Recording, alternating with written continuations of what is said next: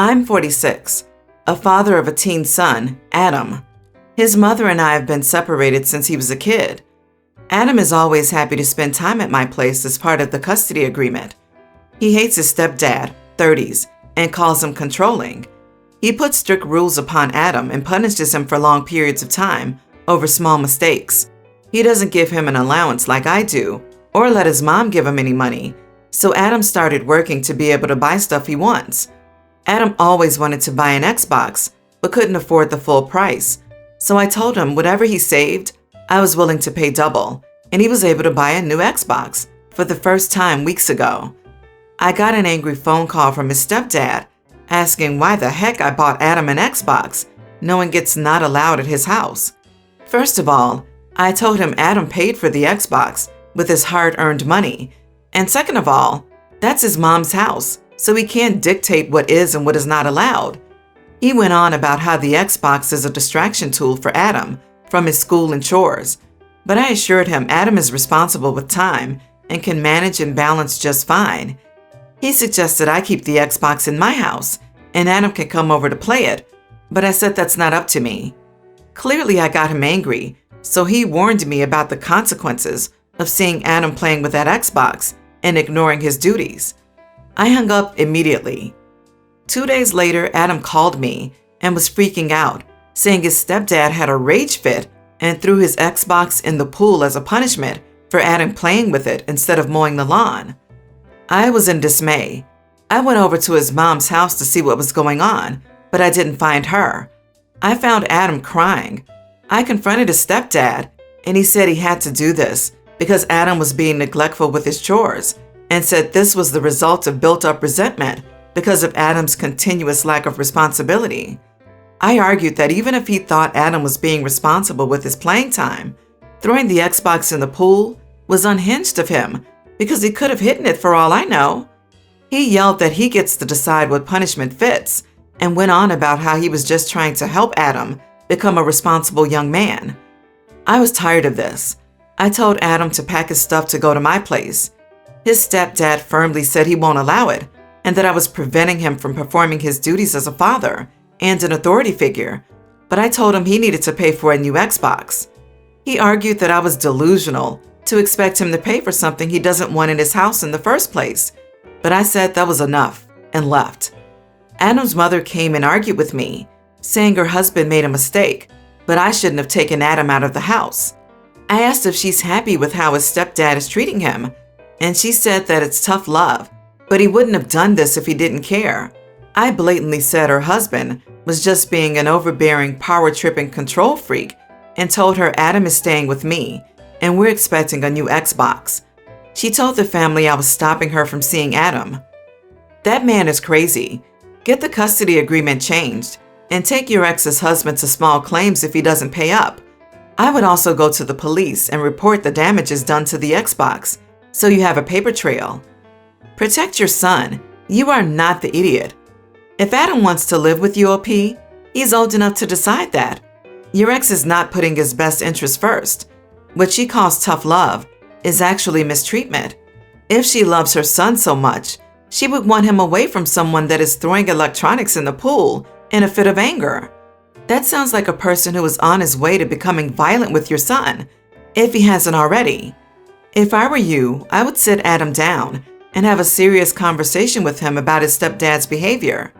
I wouldn't be surprised if his mom has guilted him into not telling you things his stepdad has done. He can't break something he didn't buy. It's not his property. That stepdad is clearly abusive, and your son shouldn't be around him. Who does he think he is? He doesn't like Adam at all. He's hiding behind the "I want him to succeed and do well" facade. I've seen this 100 times. Oh, and he wants to rant about responsibility? Let him rant to the police and to your lawyer. He can't get away with destroying someone else's stuff just because he doesn't want them to have it. OP, I would suggest you check with Adam on what he wants to do, and then depending on his answer, take his mother to court. The fact that his stepdad warned you that something might happen to his Xbox sounds to me that he was planning something from the beginning, and he took the first opportunity to destroy the console. Throwing it in the pool seems like an extreme reaction to him not mowing the lawn. I, 29 female, have a set of twin daughters. Their biological father ghosted us in 2012. He sends his child support payment and shows up for court, but nothing more. In 2014, I met my current husband, and we married in 2016. I have never kept my children from their biological father. I tried to make sure he'd have a relationship with them, but he never wanted it. I can understand that we were both way too young for that kind of responsibility, and maybe he just couldn't handle it. However, he never gave me any sort of excuse or explanation, so that is what I'm going with. Anyway, last weekend, we all had to go to town for some errands. The girls needed new shoes and have a school project due next week. Of course, I had my own stuff to do, and so did my husband, so it just became a family outing. The girls saw something they wanted and called for my husband to see if they could get it. They've been calling him Dad for quite a while now, and I thought nothing of it. However, my ex happened to also be in the store with his girlfriend and heard them calling my husband Dad. Now he's absolutely furious about it. He is trying to guilt my daughters and me about it because, quote, he is their real father. I have no idea why he even cares. He ghosted us. Even his girlfriend didn't know he had children and was very upset that she hadn't been informed of their existence. I have no idea what to do in this situation. My girls don't want anything to do with him. He's making it out like I've kept him away from them in front of his girlfriend. Also, he's acting like it's entirely my fault that the girls don't want to see him. However, he hasn't made any actual moves to see the girls or even get to know them over the phone. He just calls to guilt trip me, then asks to talk to the girls for a minute before hanging up. How do I deal with this mess? Is he just trying to act like it's my fault for his girlfriend or something? I don't think he has any intention of actually being a father to them. My biological father hated that I called my mom's second husband Dad, and yet only one of them helped me with my homework, gave me advice, took me on vacation, and listened to my thoughts. Your girls know what's up. The ex did this to himself, and now he's mad that he doesn't get all of the perks of fatherhood, even though he skipped the responsibilities. His loss. He can't have it both ways. You don't deal with it. You don't owe him anything. You don't even need to speak to him. If he calls, hand the phone to the girls if they want to talk. If not, say have a nice day or night and hang up. He made his bed. He can now lie in it. Your husband seems to be a good man who took on 2 girls he didn't have to take on as his own. So in my opinion, it's him that deserves the title of Dad. Stay strong, Mama. I know you're probably just trying to be the bigger person, but don't.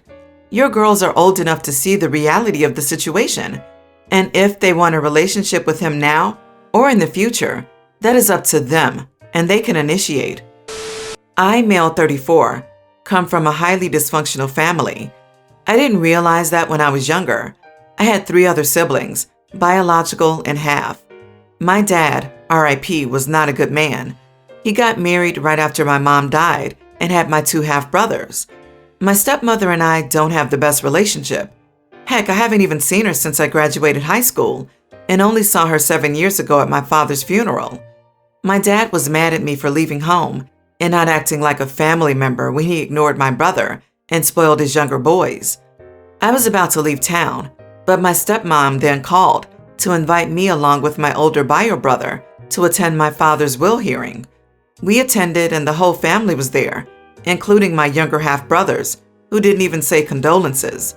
My stepmom decided to do the will reading, and a lawyer was present. To my stepmom, the house and all of my father's personal possessions. To my older half-brother, Eric, my father's summer home, my father's classic car. To my youngest half-brother, Morgan, $250,000 and the mechanic shop. To my biological older brother, James, and I, Dad's golf clubs, his old camera, cookbooks, and a few shelves to keep them. James and I were stunned. James went hysterical, yelling, saying someone had tampered with the will. I replied that no, it's just Dad being a narcissist idiot, punishing us for not playing family. James and I struggled a lot with finances for years, while our 2 half-siblings got luxury and sources of income. I stayed low contact for years. I have decent aunts and uncles, but kept hearing about Eric's disease. I heard he lost the summer house and was struggling with money for medical bills. My uncle called recently saying Eric is very sick, and I needed to attend a family meeting to put money together for his surgery and an assist device. I asked why doesn't his brother pay, and he said he refused to pay till all brothers contributed equally, which is fair. I asked how that was fair when James and I received nothing compared to my half-siblings. He said my problem is with Dad, not them. I found out the device is worth over $100,000. I told them I was not attending and wouldn't help with anything. My dad's family got involved, saying Eric is suffering and he lost most of his belongings and I should help. James agreed to help, but I refused, which made me feel more pressured.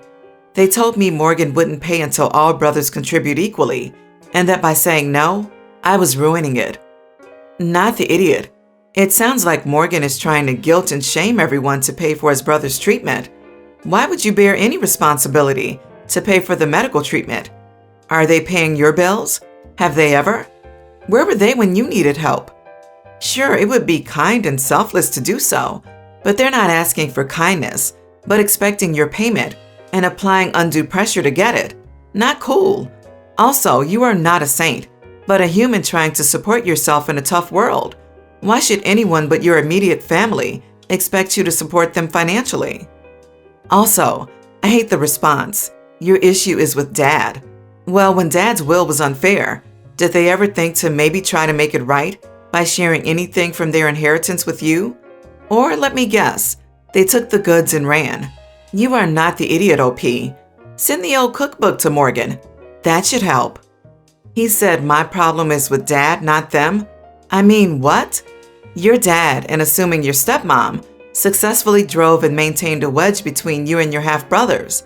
Now your stepmom and half-brothers are facing the consequences of that.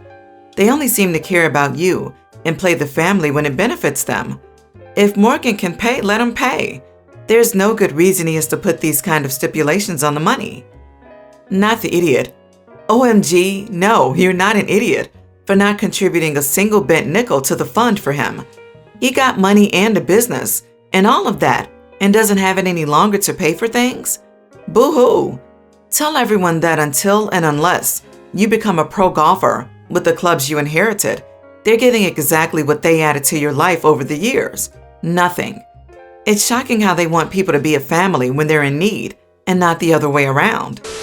I work as a manager at a workplace. I am a senior chief of a department.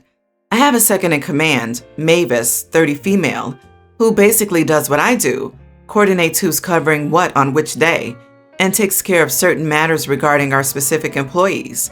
Along with supervising this, I also do the budget work for our department and submit requests for new equipment and the like. Now, Mavis had a bully for a long time, throughout middle and high school. I'll call the bully Jen. Jen did some pretty bad stuff to Mavis, pretty much a ton of the worst kind of high school pranks. She wrote Mavis's mom's number on the bathroom wall, offering intimate stuff. She stole from Mavis, belittled her, basically made her life awful. It was super traumatizing for Mavis, and she still talks about how she hated high school. Jen also ruined most high school milestones for Mavis. She told me about how she didn't go to prom because Jen threatened to spill a drink all over her, about how she never went to her senior trip, which is just a school trip where all the seniors go to a place and vacation. The catch is that friend groups go together, and you have to be invited by a friend group that you'll stay with. Mavis was never invited because Jen convinced everyone to leave Mavis behind, so Mavis was the only senior in school that week. This is all horrible, and I feel awful for Mavis. As a teen, you feel like your life ends at 18, and it must have felt wasted because of Jen. Now, obvious things are coming up. We lost one of our better employees due to retirement. This was a mentor to Mavis and a friend to me, so we need a replacement, and we shortlist candidates. Jen is amongst them, and Mavis did not initially realize who she is. Jen arrives for the interview, and Mavis has a breakdown and walks out of the room. I ask her if she's okay, and she wants to be left alone. So I go back in and ask Jen to explain Mavis's reaction. Jen explains everything, and after double-checking with Mavis, she told the truth. She was apologetic and disgusted with herself. I carried on with the interview, and she impressed me. She was dedicated, seemed very smart, and definitely capable of doing the job. However, in my industry, we often have trials where someone joins the team to see how they do the job, rather than just talking about how they would do it. Mavis and I watched Jen during this. I noticed Mavis had some tears in her eyes throughout it, but knew that she would be embarrassed if I mentioned it. Jen does the job excellently, and the rest of the team seems to love her. Generally, I leave the signing of contracts and paperwork to Mavis, but decided that I could handle it this time. Jen signs for us, and we have a welcoming party with the rest of the team. During the party, Mavis runs out, tears in her eyes. This time I check up on her, and she is sobbing on the floor. She screams at me, saying I knew what she did and that I shouldn't have hired her. Am I the idiot? You are the idiot. One of the things to consider when hiring someone is how well they will fit into the team and work with the manager. And Jen obviously does not fit in with your team, so she's a bad hire. You knowingly hired someone who will cause and will continue, intentionally or just by being there, to cause emotional anguish to a current colleague. Who do you value more? Because they both will not be able to stay. Just don't be shocked when you lose Mavis. Seriously, you are the idiot. First, for being willing to traumatize an excellent employee. Expect Mavis to quit as soon as possible over this, and you'll be down a good employee again. So the net effect of hiring Jen was zero. You have demolished Mavis's morale and belief in you as a decent employer. Also, you are the idiot for hiring someone with definite character issues. Of course, she said she was remorseful when you called her on it. It's a job interview, but she's feeling super smug about this. I expect that Mavis will leave you and find another job where she doesn't have to worry about coming in contact with someone who ruined her school life. This stuff does not leave you when school ends, and Mavis is likely feeling like Jen has now ruined her adult life too. It doesn't matter that Mavis does not work with the team. She probably feels like there's a target on her back, and she will no longer feel safe. Well done, idiot.